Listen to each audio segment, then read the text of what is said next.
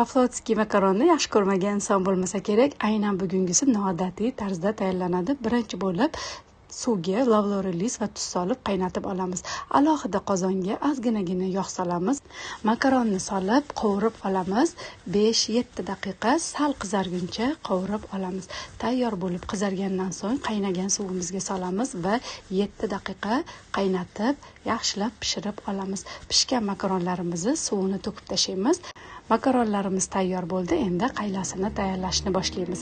Birinchi bo'lib bolgarskiy, qizil bolgarskiy va piyozni ingichka uzun-uzun qilib to'g'rab olamiz. Qancha yupqa bo'lsa, shuncha bizga yaxshi bo'ladi va ikkita o'rtacha pomidorni ham o'rtacha shaklda uzunchoq qilib to'g'rab olamiz. Go'shtni ham xuddi shunday ingichka uzun-uzun qilib to'g'rab olamiz.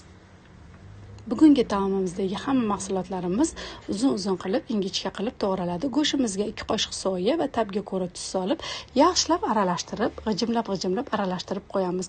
Qozonga yog' solamiz va go'shtli massamizni solamiz. Go'shtimizni solib yaxshilab aralashtiramiz, qovuramiz, piyoz solamiz va ketidan bolgarskiy solib 5-10 daqiqa qovurib olamiz. So'ng to'g'ralgan pomidorni solib yana aralashtirib, tuz, murch, zira va paprika solib yana aralashtirib olamiz. 1 choy qoshiq tomatli pasta solamiz. Uy sharoitida tayyorlangan tomat ham bo'ladi. 2 zubchak chesnokni oddiy parya qilib to'g'rab olamiz va oldindan pishirib qo'yilgan makaronlarimizni solamiz. Yaxshilab aralashtiramiz. 3 daqiqa baland olovda qovurib olsak bo'ladi. Tayyor bo'lgan taomimizni laganga solamiz. Xohishga qarab ko'k piyoz yoki kashnich, ukrop, hamma o'zi xohlagan ko'kati bilan chiroyli qilib bezatishi mumkin bo'ladi. Yoqimli ishtaha.